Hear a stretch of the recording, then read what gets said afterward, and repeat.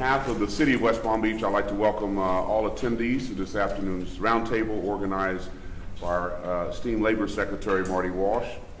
Special thanks to Secretary Walsh for organizing this meeting for his interest in our community. Mr. Secretary, your strong connection to working people and your commitment to creating an economy that works for all is critical to the upward mobility of people, not only in West Palm Beach, but also in cities throughout South Florida and nationwide. Thank you for being a champion of working people, and we are so proud and honored to have you as our Labor Secretary. Your work in Washington as Labor Secretary is critical to that vision and to the work of mayors everywhere, and who are working on behalf of our residents. So again, thank you for all that you do. Certainly want to acknowledge my friend and my political mentor, Congresswoman Lois Frankel, who represents District 21. The Congresswoman is a tremendous friend to West Palm Beach and to me personally. Congresswoman, you too have been a stalwart champion of West Palm Beach in Washington. Thank you for advocating on behalf of all of our residents and our workers. We appreciate everything that you do. To our special guests participating in the roundtable this afternoon, welcome to West Palm Beach. Each of you does incredibly valuable work. Whether you are increasing civic engagement in Black and underserved communities, advocating for caregiving or workers' rights, or championing the rights of immigrants, you are having a tremendous impact. It's so important for people to be able to have their voice heard on issues that are important. Each of you is helping to give a voice to those who otherwise might not have one, to protecting rights, and to advocating for causes that are critical. We need you. Keep it up. So in closing, I wish to express how pleased I am that this afternoon's roundtable will focus on labor, the economy, child care, and caregiving. We know that millions of families are struggling with these very issues. We know that most families work and do not have a full-time stay-at-home caregiver. We also know that our economy is severely impacted by this. For children and families to thrive, and for our economy to thrive, these issues must be addressed in a way that is compassionate, makes good business sense, but also makes sense for working families. Today's conversation is critical to effecting the positive change desired by so many. Thank you. Excellent. Thank you, Mayor Keith. This is Mayor Keith James, everybody. And thank you for your hospitality. Absolutely. In this very beautiful library that one of your predecessors built. Yes. I am so glad today that, first of all, we're so honored. We have a fantastic guest with us today, in our Labor Secretary, and on a subject this afternoon that is just heartfelt for me to talk about, because I just can look around this room and it speaks for itself. The care community, which is so important to our families. You know, if you ask American families, what do they care the most about? What's most meaningful to them? They say their families. And but we have built our care economy on the backs primarily of women of color, and we've paid you all the lowest of wages, and it just, to me, is unfair and unjust. And just to let you know, so not only is it difficult to afford home care, people who are doing incredible work need to be paid a lot more. And so we're here. We're on a mission, I can tell you this, and this Labor Secretary is one of the leaders of this, is to make sure people have access to home care and that the people who are taking care of them are paid livable, good wages for once and for all. So thank you all for sharing this conversation with us, and I yield to Marty Walsh, who is our new Secretary of Labor. I'm going to let him tell you he was a state legislature, mayor of Boston, all-around good guy. He's done a lot of really fantastic things, and I'll let him talk a little bit about himself. Mayor, I call you a mayor. Secretary, I yield to you. Thank you, Congresswoman. Let me, thank you.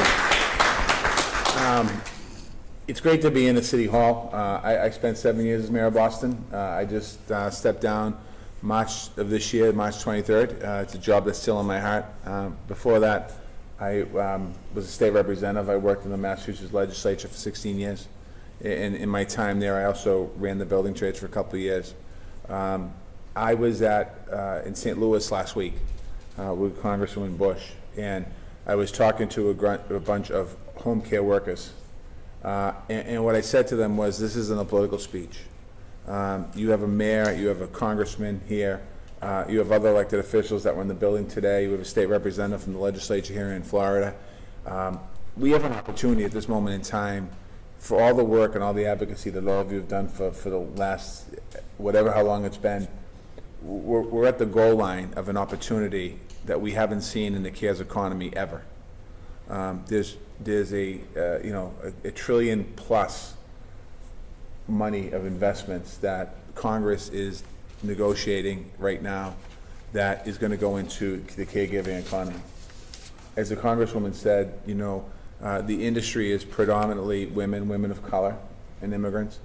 Those of you that work in this industry who take care of our parents and our grandparents have had a brutal year with the pandemic.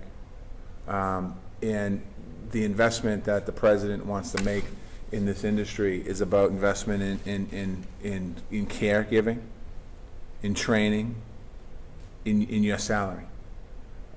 When I was at the St. Louis last week, I was at Methodist Church, and there was a young woman there. She started talking. Her name was Monique Jameson. And it hit me when she started just crying uncontrollably because she makes $12.65 an hour, and she takes care of people, adults, and she can't raise her own family. And I know that's a lot of people's stories. So I want you to know that as we have the conversation today, this conversation today is not about hopeful what'll happen. This can happen. It's teed up. It's teed up to happen. The president has two plans. One is called the bipartisan infrastructure plan, which is an agreement that's been made with Republicans and Democrats for roads and bridges and broadband and all that stuff. And the other one is called Build Back Better Infrastructure, which is the CARES economy, the work you do, child care, adult care, job training money, and the like, and some other things too. So I look forward to having the conversation today. We're close, and we just need you to continue to have this conversation with people. I'm here to listen today and to talk to you about what you think, and the congressman will lead the discussion and what you think needs to happen. And we also have some labor advocates that are pushing this as well. So labor has a big seat at the table here to push this around the country. This is something we need to do, quite honestly. So thank you for having me sitting here with you today talking. Well, thank you. Let's introduce the women around the table, and we're going to start. We'll start to my right, and we'll go around. Go ahead. Good day, my name is Jackson Finch. I live in Apalaka. I'm from St. Kitts, but I've been in here for a little while. I am a health worker and have been for the past 10 years. Very nice, yeah. My name is Pastor Theresa Nelson. I'm from Nelson's Outreach Ministries in Riviera Beach. I'm also part of the Florida Coalition on Black Civic Participation. And that's part of the Black Women Roundtable as well. And I'm a grandmama, and I'm an advocate. So I'm out there, and I'm ready to hear what's going to happen for our people that are out here today. Good morning. My name is Sandra Benton. I'm the Florida Coalition on Black Civic Participation. I'm the executive director and also the convener for Black Women's Roundtable here in the state of Florida. Also has something in common with our secretary, come out of labor, been AFL-CIO, been AFL-CIO state community director, field director, labor. So I understand, loved your, when you was mayor in Boston at the time that I was there, doing a trade union program at the harbor. And so I'm so glad that you're here because I travel with my job, makes me go from Pensacola down to the Keys, talking to women of color, black and brown women of color, and poor white women that's doing child care, and that they really got hit real hard. Some had to close their business. We got child care workers and small business that's in the audience that's here as well, listening to this roundtable because it's very important to them. And they need, the infrastructure.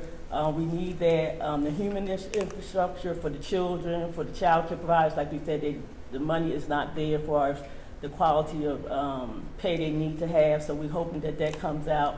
And also, and when they get sick, or when their family, the children or the adults that they take care of get sick, that they are able to have paid leave for all. So that's something else that we're pushing and advocating today for paid leave for all, because again, like Congresswoman said, that most of this industry is women, and some of them, a lot of them are head of household. And so it impacts them if they get sick or have to stay home or whatever and not have that to be able to take care of their children, their mother, their father, their husbands, or whoever, or themselves, if their child care is not provided there, or the paid leave money is not there for them to be able to heal properly. So I thank you for coming to listen to our concerns. Thank you. Thank you. Good afternoon. My name is Andrea Mercado. I'm the executive director, co-executive director of Florida Rising, which is an organization that's looking to expand democracy and advance racial equity in the state of Florida.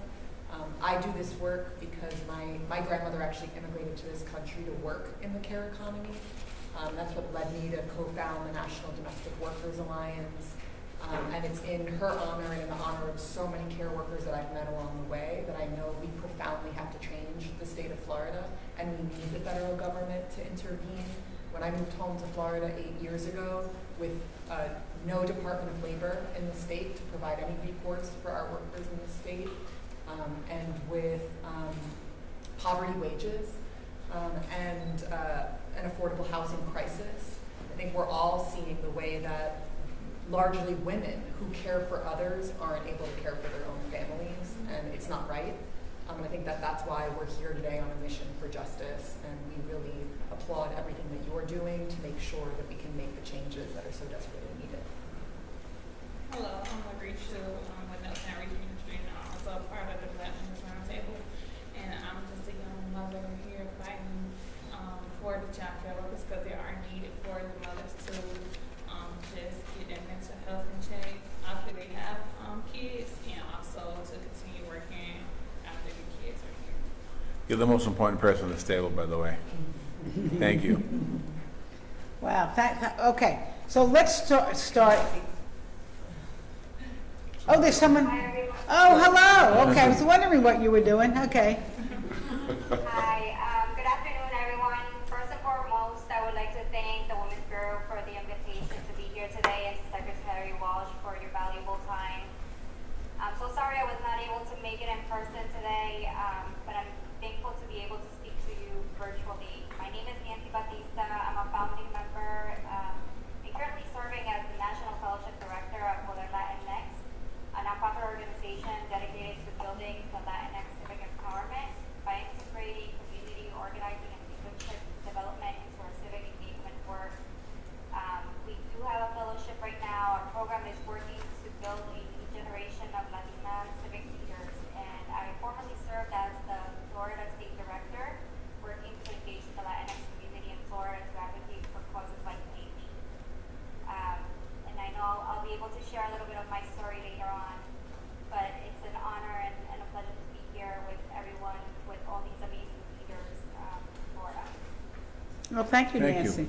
Just so you know, we have a state representative with us. You want to tell everybody who you are, and you can pull up a chair if you want to listen in. Hi, everybody. I'm Christine Hunchowski. I am the current state representative of District 96, and I'm the former mayor of the city of Parkland. And I'm From? born and raised in Rosendale, Boston, Massachusetts. Oh, there's a connection. Okay, great.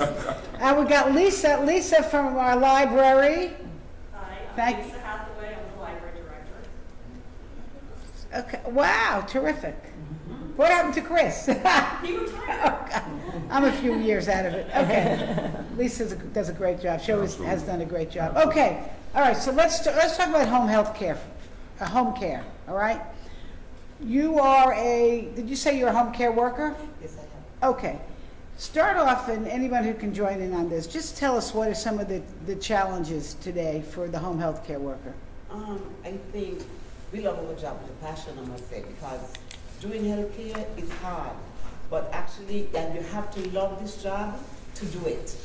Because the pay, we don't do it because of the pay, because I work for $10 an hour. And my house, my rent, the rent of my apartment is almost $1,200. I have my car notes, I can't afford insurance. The doctor said I should not be working because both my knees are bad. And I should be having surgery, but I can't stop to have surgery because then I'll be out on the street. So I have to work. Sometimes I'm going to finish working, I have to cry because I have so much pain. but I have to, and because I love this job so much, and I think all they're asking for, I'm 62, and I work 2 jobs. Sometimes I work from 8 in the night to 8 in the morning, and then off to another job, just to make. Tell us what kind of work you do, actually, so the details of your work. I take care of people, of older people, or people who are sick in their homes. I used to do hospitals and nursing home, but that's not my passion. I love to take care of people one-on-one. And so I go to most of my clients' home, where I sit with them, I cook, I give them bed baths, I take them to the appointments if they can walk, and I just do things to make them happy. And it's a real joy to know and to hear them say, you know, thank you, I love what you are doing. And I love hearing from family members when they say, you know, I can go to sleep at night knowing that you are here to take care of mom, you are here to take care of dad, and I love when they can go to work knowing that they have somebody there who is actually taking care of their family. It gives me great pleasure. And even though it's not a lot to achieve from it, I'll do it all over again. I love what I do with the passion. That's so nice to hear. Now, but you should get paid what you're worth. Yes, I think so. We should be paid Absolutely. much better way. We wouldn't have to work 2 and 3 jobs, and we wouldn't be so burnt out. We could actually, you know, take care of our families a little better, and instead of having, I have a granddaughter who's in school, and she was up there doing so good, and now she's all the way down because I can't spend time with her. And so she goes on to school and do work when she wants, and it's very hard. I don't think that we should be working so hard and being so underpaid. We are just asking for justice and some help. Does anyone want to follow up on that? Or make a comment on it? Yes, I would like to make a comment on that. This is a real story, real people, and her story is not isolated here. We hear all across the state of Florida from women. She's 62 years old, been in the industry, the field for 10 years, and yet she cannot. That's why we're here not only talking about child care, but paid leave for all, because she cannot take off of work to be able to go get her knee surgeries because she will not get paid.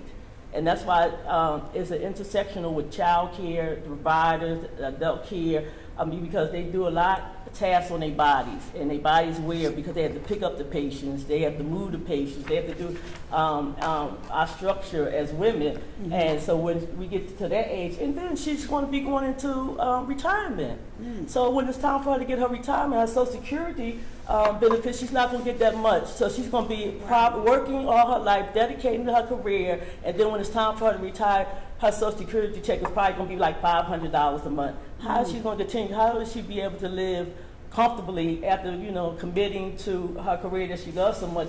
We have to do better, yes. And that's why this is why we're here, really talking to you, Secretary, so that you could really see this is real issues. These are no people that we picked off the street for the cameras. These are real people living this every day, and it's thousands and millions, of those women that could tell that same story that I spoke to personally, between Pensacola down to the Key West, saying with these stories. Yeah, okay. And I think it's important to note that the people of Florida also are with this and with these kinds of changes. Like time and time again, we saw just in the last election, people voted to increase the minimum wage, the first statewide $15 minimum wage in the South. Time and time, people do vote for paid leave, but then it gets preempted by the state legislature. In Orange County in 2012, we fought to put paid leave on the ballot. And then the county illegally took it off the ballot. A judge said, you have to put it back on the ballot in 2014. Over 65% of the people voted for it, and then the state legislature said, no, it's preempted. Cities and counties cannot pass paid leave. And we've seen that in our fights for living wages too. Anytime we want to increase the wage, they undo it. And this is why we really need action on the part of the federal government, because here in Florida, it's something that clearly the political leadership refuses to pay, women like Jacinth or my grandmother sadly just passed away, and I felt really blessed to have Yamilet and Mercedes and other women who helped us in her final days, and make sure that they're getting what they're paid what they deserve. Jacinth, do you get health care benefits? No. You don't get health care benefits. Okay. Who else would like to, who would you like us to talk to next? Yes, talk to Pastor Theresa, because she does a lot of stuff in the community. and servicing a lot of women that's filling in the gap where they're child care. We have a network of child care providers and leaders that she works closely with, and have a lot of issues that came to us, the Florida Coalition of Black Women Roundtable, to try to help them to be able to connect the dots and being able to get to facilities and be able to get back after this COVID passed, to be able to do it. And she also has a story because she worked it for the state attorney office before she got sick, but you could tell your own story. Yes, I worked at the state attorney's office for 20 years, and then I started my nonprofit, Nelson Outreach Ministries. Soon after that, I had a fall. I was 9 months pregnant with my daughter, and I fell at my home. And since then, I hit my spine in 2 places, and didn't know that I had an aneurysm until I did a medical checkup. And in 2009, I had brain surgery, and also I had many days of going back and forth, not only to doctors. I had many doctors because I didn't realize that the spine had been injured as well in 2 places. So I've been recovering since then, and of course I have kind of like exhausted all the doctors' medical saying, and they don't really know how I'm still here today. But thanks be unto God, I'm here, and I want to be able to continue to get out the bed. Thank God for my daughter Theresa, who now has 2 beautiful kids, which I'm a almost 3rd generation grandmother. But I'm also out there. One of the things I did pray about, Lord, if you get me up, I'll obey.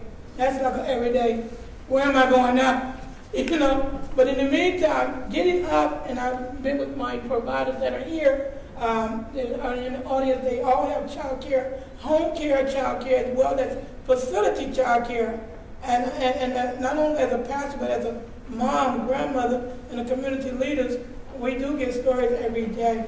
And so meeting Black Women Roundtable and Florida Coalition on Black Civic Participation, it threw me out there in a global world.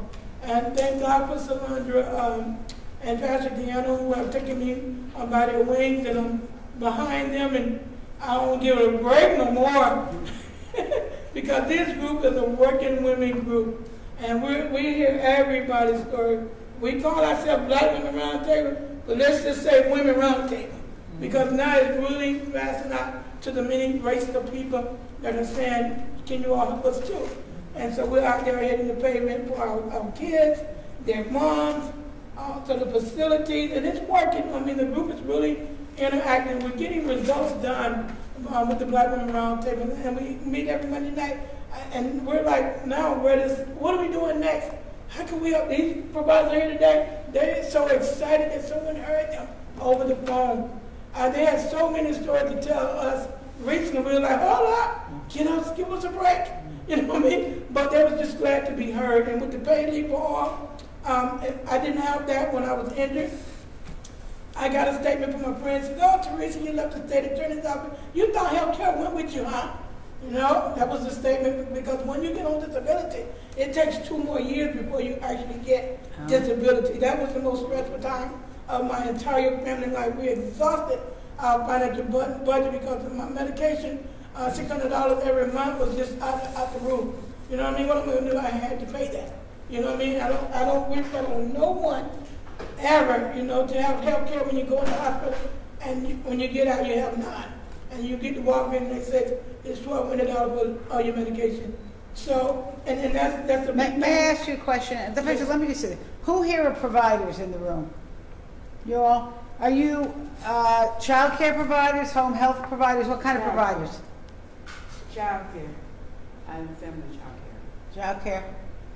I do mentoring, outreach, You do what? community outreach for the youth. Oh, nice. Okay. All right. So let me ask you a question here. Tell us what you think of your top 3 challenges or things that you would like us to change, that you think we could help you with.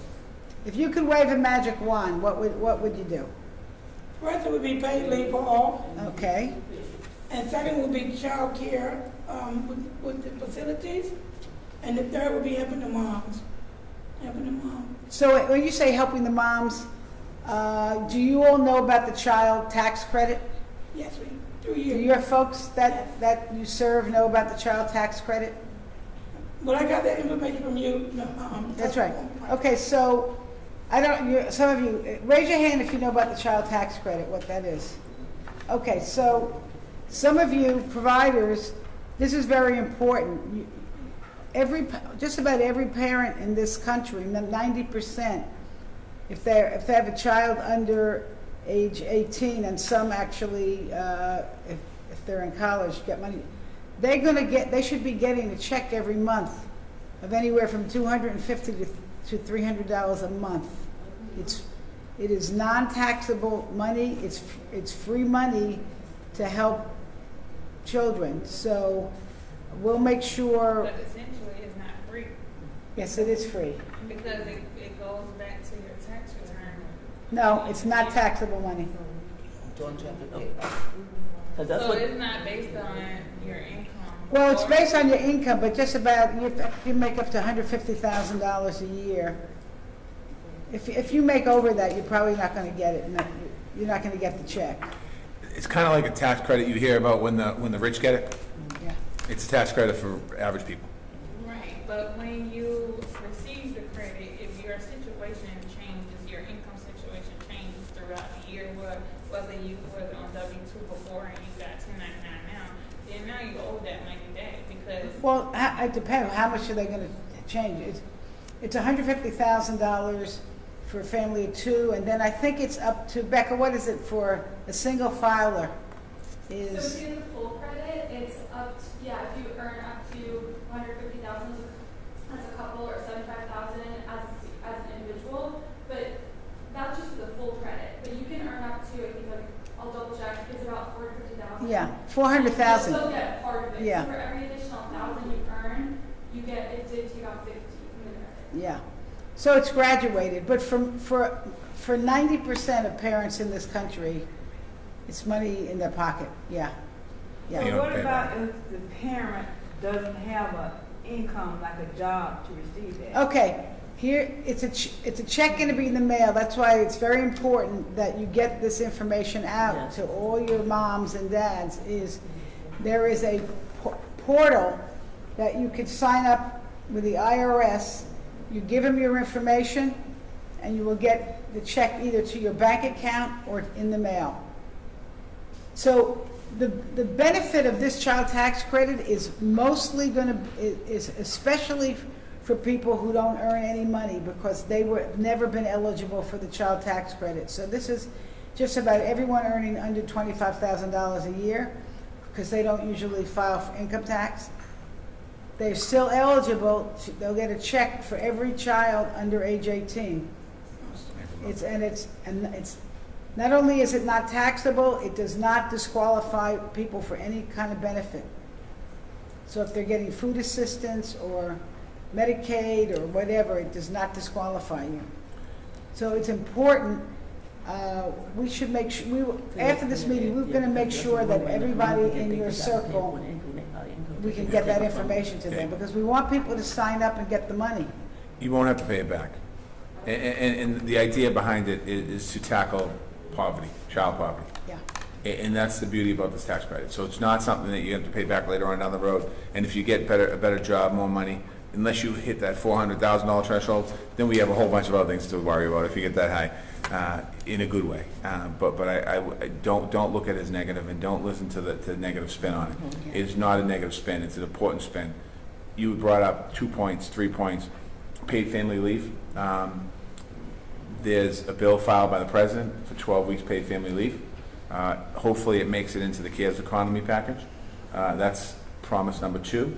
And then the higher wages is in the, that you talked about, is in the investment into adults' child care. There's two tracks, adults and child care. As I said to you earlier, this is not politicians promising something. This is something, when the president filed these bills, it's about being transformative and making an investment in an economy that's never had an investment. So we've never gotten a child tax credit before like that. It might have happened, I shouldn't say that, but not to my knowledge. And it's Not about at that price range. how do you eliminate poverty? You know, it's kind of like what happened in this country a few years ago when there was a big tax break for the 1% in the country. They got their tax break and they still get it for another couple more years. This is a tax break for working people. this is a tax break for people who are living on the poor side of the spectrum, and how do we create opportunities and pathways into the middle class? That's what Build Back Better is all about. And that's what President Biden and Vice President Harris are pushing. That's what the Congresswoman is pushing. That's what we're pushing. It's almost, I don't want to say it's too good to believe, but it's almost kind of like, wait a second, we're really fighting for poor people this time? And that's what's really happening right now. That's unbelievable. And it is happening. It's happening, and we're close. Now, it doesn't mean that we will 100% get it, because anything can happen, but there's a lot of people pushing in this way. to make this I happen. would tell you this, the women in the Congress are pushing hard, and it's going to be hard to get our votes for bills without having a lot of this in them. Tell them what we're doing about child care affordability. Yeah, and I was mentioning this earlier, so I kind of screwed up on the way I did it, but there's a plan on access to child care that the president is pushing. Basically what it is that, let me read it to you real quickly. Fully covering the cost of high quality child care for young children in America's hardest pressed working families. So that means families which earn up to 1.5 times the state median income will pay no more than 7% of their income for child care expenses for children under 5. That means that, we talked about it downstairs with the mayors earlier, right now people are paying a flat fee. So you're probably paying a flat fee, right, for your child care? So whatever it is a week, $150 a week. Just make a rounded off average. Let's say you bring home $500 a week. You're paying $150 a week child care. That's $350 in your pocket now. Now you add that up, it's $1,400. Your rent is $1,400. You would have no money to be able to make any money. What they're doing is you pay no more than 7%. The federal government will pick up the rest. So the child care facility would still be fully funded. Those of you that are child care providers out here, you'd still get fully funded, but you're getting fully funded by the state, by the federal government, 7% from you. That puts more money in people's pocket. That's what the president is pushing forth as well. So when you think about the plans that we're talking about, it's how do you build somebody into the middle class? Number one, they're paying less for child care, getting the same quality child care, being helped by the federal government. Number two, family tax, the child tax credit, another benefit to help. So you get that now on top of it. Number three, universal pre-kindergarten when your child gets to 3 years old. Free school at 3 years old, working with providers. Again, more money in your pocket. And better training and wages for child care workers and for adult care workers, home care workers. So all of that is an economy kind of building into the middle class. The way I look at it, quite honestly, it's like supporting business. You know, we want to support business and we want to give them a tax break to move here, or give them a tax break if they hire so many people. It's like an investment in people, though, instead of in businesses, to kind of move forward. And if we get this, and we're working towards getting it, I don't mean to sound like we're not going to get it, but you think about it, it's a change for so many American families and so many people in this country that haven't had it in a long time.